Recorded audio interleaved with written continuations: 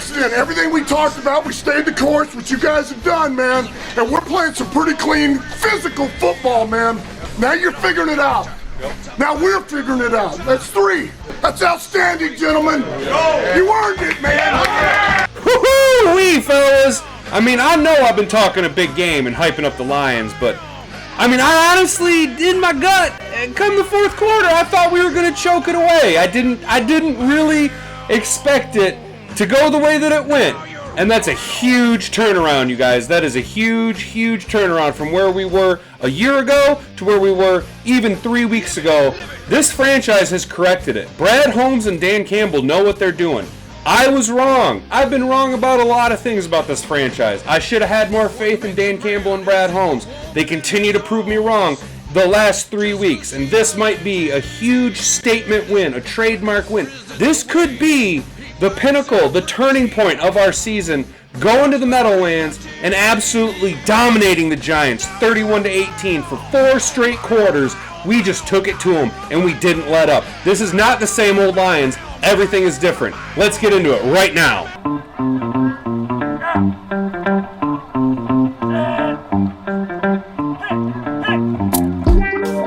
Welcome to Detroit. Hey, welcome back, guys. As you already know, fellas, I'm Hat and Beard. Welcome back to the channel. I'm super glad that you're here. Before we get down the road too much, go ahead and click like and subscribe on the video. Go ahead and ring the bell if you never want to miss out on any notifications. I really appreciate all the support we've been getting, fellas. Let's dive into it. The number one takeaway we need to look at from this Lions game was how our coaching staff has evolved just in the past 3 weeks. It could be said that firing Aubrey Pleasant was the catalyst that changed the entire organization. Our defense responded well. We've been getting a lot of takeaways. Kirby Joseph has put his name on the NFL's radar since firing Aubrey Pleasant. It could also be said that TJ Hawkinson had a huge deal with, I'm not saying anything, but it could be argued that TJ Hawkinson was in fact a butthole. Arguably, this was Dan Campbell's best coach game outside of the Arizona game last year, right? Dan Campbell came out, he coached very, very well for 4 straight quarters. He took the points. They coached a good offensive, fundamentally strong, fundamentally sound first half and second half. And our defense has completely 180'd in the past 3 weeks. What is this Lions defense? I don't know, but AG's got these guys rip-roaring and ready to rock and roll, baby. For as much ish as I gave Dan Campbell at the beginning of the season for consistently going forward on 4th down and never taking the points, I mean, we've seen in the videos where I've been telling Dan to take the points. Dan, take the points. Maybe, hey, MCDC, if you're watching this, go ahead and drop a comment down below. And if you're not MCDC and you're watching this, go ahead and drop a comment down below. Do you think that this was Dan Campbell's best coach football game as a head coach in the NFL? I think it was. This was fundamentally sound. It was 4 full quarters of Dan making smart decisions. Even in the wind, he elected to let Michael Badgley, who is 10 for 10 since coming into Detroit and being our kicker, he elected to let him go out and kick the field goal. Yeah, we were down 3-6, but we put points on the board. We didn't come away with nothing, and that totally changes the energy and the flow of the game for your team. Look at how our team responds when we are able to put points on the board, whether that's 3 or whether that's 7 points. Our defense responds well. Our defense is now becoming the engine that drives this team forward. As good as our offense was in the first quarter of the season, you can see a significant drop-off in our offensive production, be that Jared Goff doesn't have the wide receivers at his disposal that he had early on with Josh Reynolds, and even as much as I hate to say it, DJ Shark, he's having to rely almost single-handedly on amon-ra. I mean, yeah, Tom Kennedy pops off. And Khalif Raymond, everybody needs to give a big round of applause to Khalif Raymond's performance yesterday, because even though his stats didn't really pop off of the sheet really well, he had 2 huge catches that kept drives alive. One was in the second half, was like 3rd and 18. He caught the ball, he fell down, but then he got up and he hustled to get the first down. That was amazing. It's plays like that. Plays like DeAndre Swift against Philadelphia, where he fell down and got up and ran in the end zone, where you can see this franchise has really bought into Dan Campbell, how our team has really changed from its old mentality of SOL. We're now a legit franchise. I'm not saying we're going to make the playoffs, but we're hitting everything that I wanted us to hit so far now in these past 3 weeks. When they put the graphic up of players or teams that are going to be in the playoffs, yeah, you got your division winners, your wild card contenders, and the Lions now are going to start falling into that category of in the hunt. Dan Campbell has this team in the hunt for the playoffs. I'm not saying we're going to make the playoffs, but what I wanted for us is to be playing meaningful games in December, being a spoiler at the very least, as we continue to outpunch our weight class, being a spoiler for teams like Buffalo on Thursday. There's no reason why we can't beat Buffalo. There's reasons why we probably won't beat Buffalo, but we can beat Buffalo. And this game on Thursday coming up, we'll talk about this more in the preview video. This game coming up on Thursday against an elite team like the Buffalo Bills will be a real measuring stick. I'm not saying that we're going to go out there and absolutely manhandle them, but the way that our team goes out and performs against a team like the Buffalo Bills, after us being on a 3-game win streak, 2 of those being back-to-back road victories, one of those road victories being Dan Campbell's first road victory as a head coach, this will be a real measuring stick to see where our franchise stacks up. I hope that we can go out and contend with them. I don't want to dive too much into it, so we're going to start moving back to the coaching staff. But we really need to look at how our team plays against Buffalo, because that will be a true indicator of where our franchise is. Is that a fact? That's a fact. Let's talk about the coordinators real quick, because I owe Aaron Glenn a massive apology. I was really, really hard on Aaron Glenn. I've been hard on Aaron Glenn all season long. I called for his job at certain points, and I have to admit, the last 3 weeks, the Bears game, we almost lost, but a W is a W. I don't care if they put up 30 points. We put up 31 points. We outscored them. And AG has been able to make teams have to play perfect games. We did it to Aaron Rodgers, where we made Aaron Rodgers have to come out and play a perfect game and beat us on his own. And he wasn't able to do that. He committed turnovers. We made Justin Fields have to play a perfect game, and although he ran all over us, we took away his ability to throw the ball. Yeah, Cole Kmet had a couple of touchdowns, and one was blown coverage, but we came back and responded by creating turnovers. Aaron Glenn has our team taking the ball away, stealing possessions from the other team. Look at this week. We had, 3 takeaways? And it's the same guys keep popping off, right? Aiden Hutchinson is making a huge argument these past 3 weeks for why he could potentially beat out Sauce Gardner for Defensive Rookie of the Year. I know Sauce Gardner has the New York media market, and he's been able to essentially be the reincarnation of Revis Island, and that's awesome.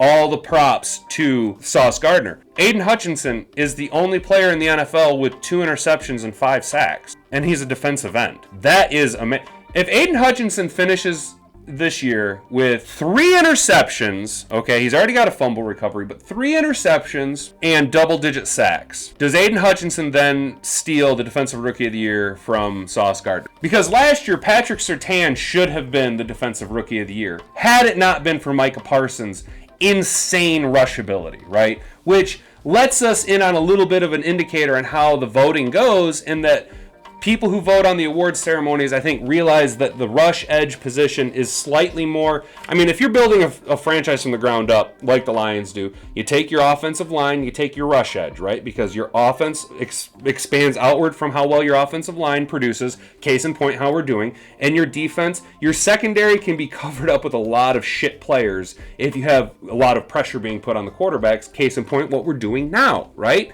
Our defensive line is playing out of this world. Aiden Hutchinson's been playing out of this world. And that is solely because of Aaron Glenn. Aaron Glenn is clearly doing something right. He's either got the right players in position, the right mentality of players in the right position, or he's just figuring out how to take advantage of other teams' defenses or offenses. If I'm being 100% transparent, I'm pretty sure it's a combination of all 3. We have very coachable players, and I think AG has finally figured it out, and it's all happening at just the right time. Everything's clicking at just the right time for our defense and for our offense. Ben Johnson is really reminded me of a Bill Walsh style of offensive coordinator, offensive mind plan. Not in the type of plays that he runs, but I really feel like he's viewing this every single game like a 12-round bout. His name is Big PP Ben Johnson. He likes to feel out his opponent, and I've noticed he likes to play some fucking games with them where he likes to just see how their defense is going to respond, and then if you notice later on in the game, he takes advantages of that situation. He doesn't run too much motion,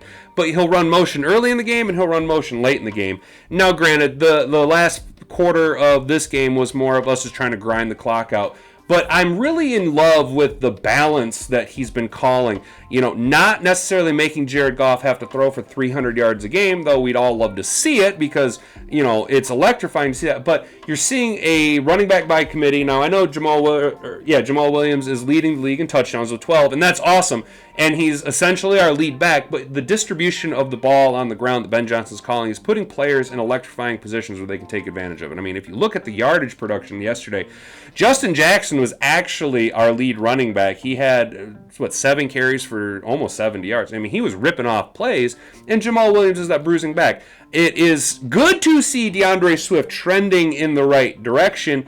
Again, it's unfortunate to see that he's routinely injured. However, we have been able to now utilize his specialties in electrifying situations because even though he's been hurt, he's continuing to find the end zone, which is a combination of DeAndre Swift being an incredibly special player and Ben Johnson understanding how to put his special player in a position to succeed in a limited capacity. I'm absolutely in love with how Ben Johnson's been calling the plays. We've been distributing the ball around. Yeah, Amon-Ra had 7 catches. Yeah, he's the lead dog. Amon-Ra is essentially Hines Ward of the old Steelers, right? He does all the dirty work. Amon-Ra is basically the MVP of our offense. Not only does he have the production in receiving yards and catches, not so much touchdowns, but if you look at what he does after he catches the ball, his yak is amazing. He's willing to take the short crossing routes, but he's a really good run blocker. It's all the things he does without the ball in his hands that is truly impressive to me. Amon-Ra is a bona fide star in this league. I wouldn't say he's a superstar just because he doesn't have necessarily the most electrifying big plays, but he is a cornerstone of our organization. And just probably as of right now, it's hard to say who is the biggest draft feather to put in Brad Campbell to put in Brad Holmes' hat, because there are so many good players that he's drafted. Penei Sewell is a gold. Just give him his gold jacket. Just size him up for it and just set it in his locker, because Penei Sewell's going to the Hall of Fame when he retires. Amon-Ra St. Brown is one of the best wide receivers in the game with the ball in his hand, and one of the most important receivers in the game without the ball in his hands. He drafted Aiden Hutchinson, arguably Defensive Rookie of the Year. Malcolm Rodriguez, who, although he isn't flashing like he was at the beginning of the year, you're not seeing him get burned. You're not seeing him make mistakes. He's a sound, fundamentally smart football player that elevates the play of the players around him. Kirby Joseph. Everybody, let's just talk for a minute about Kirby Joseph, because everybody wanted us to draft Kyle Hamilton at number 2, which would have fucked our entire draft. Who was PFF's number 1 rated safety in all of college football last year entering the draft? It was Kirby Joseph. And you see now why we were so excited to draft Kirby Joseph at the number 99th pick. Add insult to injury to the New York Giants. I'm fairly confident, don't hold me to it, fairly confident though that the Kirby Joseph draft pick was the pick that we got from the Giants and the compensatory draft pick that they had to give us for signing Kenny Golladay, and Kenny Golladay sucks. Kirby Joseph has as many interceptions on the season that Kenny Golladay has catches. The Lions will pay Amon-Ra St. Brown less money in the entire duration of his rookie contract that the Giants had to pay Kenny Golladay in September. So you see all these players that Brad Holmes is able to draft, and all of them are producing. J-Mo's trending back. Like that. Dude, I gotta calm down, because I'm starting to think that the Lions franchise might be trending in the right direction for the first time in my entire life. And that is a scary thought, fellas. Some individual player notes. The Giants took a lot of injuries. We were lucky to get out with as few of injuries as we did. Evan Brown went down with an ankle injury, but we are blessed to have a plethora of offensive linemen that can come in and play. And everybody, we need to continue to applaud Dan Skipper for being the unsung hero yet again, coming in and doing the dirty work on the offensive line. Dan Skipper, the fact that he just comes in and does whatever's asked of him. Dan Skipper's a gritty sumbitch. And if you see your local Dan Skipper around, go ahead and give him an attaboy, because Dan Skipper really bailed us out yet again. I mean, Dan Skipper is the man, dude. It's awesome to have a backup offensive lineman that can come in and essentially play any position along the offensive line. And Dan Skipper's that guy, and we're very lucky to have him. We should thank our lucky stars that we don't have like a busted piece of shit, backup that can't do nothing. And Jeff Okudah went out with a concussion. That is not going to bode well for us heading into Thursday. Yeah, first of all, we're on a very short week, so for Okudah to be able to come in and clear concussion protocol, unless it was another one of those phantom Amon-Ra concussions that he got against Dallas, but it's a short turnaround for a player to clear concussion protocol. And with him down, that means that Amon-Ra is going to get more run. And we've seen where as soon as he came in, the Giants took advantage of Amon-Ra because he's pretty washed up, man. And this is not the wide receiver core that you want to be down your number one corner and having to play your I lost my starting job corner, Amon-Ra, because the Bills with Gabe Davis and Stephon Diggs are very good at wide receiver. That is one of the better 1-2 wide receiver punches in the league, and you couple that with one of the best, top three quarterbacks with Josh Allen. And not only does Josh Allen have a big arm and can make all the throws, but he's also very athletic. That's why I said this game would be kind of a good warm-up for the Bills, because Daniel Jones is mobile. He's not the athlete that Josh Allen was, but we're going to have to do the same thing where we're just going to have to limit Josh Allen to be one-dimensional. And unfortunately, whatever dimension you limit Josh Allen to, he's very good in that dimension. Jeff Okudah being down is going to be a huge blow to our budding defense.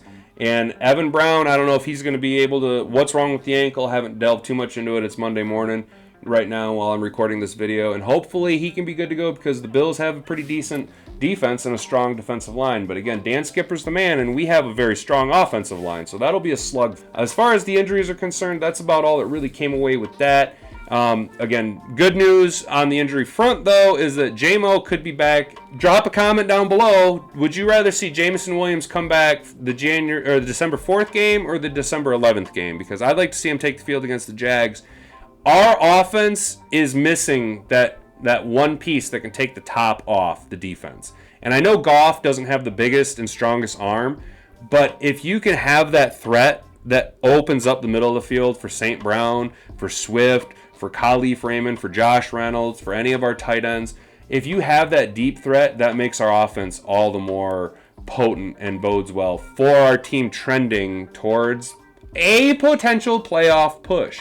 Again, I don't want to get my hopes up too much, guys, but we're going to be playing meaningful games in December. I think there's a chance that we might be able to figure this out and could potentially make a playoff push.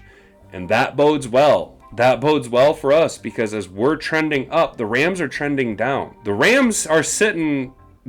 pick we got from the Rams, we're sitting at like the 5th overall pick in the draft. And the Lions are sliding back down the draft as we continue to win. You realize we're trending up. Brad Holmes can make all of the picks, apparently. What has he missed on? Levi Onwuzurike and so far Josh Paschal, but Josh Paschal still has yet to be ruled completely out, and Levi Onwuzurike, you're not going to hit on all of them. He hit on Aleem McNeil. And Aleem McNeil, if you've made it this far into the video, that's awesome, but Aleem McNeil played his fucking balls off, dude. Aleem McNeil is the whole reason why we shut down Saquon Barkley, and that is another beautiful pick that Brad Holmes made. So our team's trending into the playoffs, potentially, and then you have 2 picks in the first round, 2 picks in the second round, and a pick in the third round. You have 5 picks in the first 3 rounds with a potential playoff team. Everything's trending upwards. Brad Holmes was the right pick. I've rambled long enough, fellas. We're going to have the review video out a little bit earlier because, again, we play on Thanksgiving. If you guys are out hunting, that's awesome. I still haven't seen anything. Hopefully, if you do, you get it. I'm really rooting for everybody out there to bag a deer this year. Hopefully, I can get out and find something this afternoon. Look, guys, enjoy the momentum. Enjoy the good energy. I know everybody else is feeling the same way I'm feeling, where they're, our chests are out a little bit bigger. We're walking a little bit more pep in our step, because it's not just a W. We got 3 W's in a row and 2 back-to-back road victories. So this is a huge thing for our franchise, for this organization, and I'm just glad to see it finally happening, guys. That's going to be it for me, guys. I've been Hat and Beard. You've been an attentive audience. We'll catch you in the next one. Peace. Time to 23 Skidoo. Or should I say 69 Skidoo.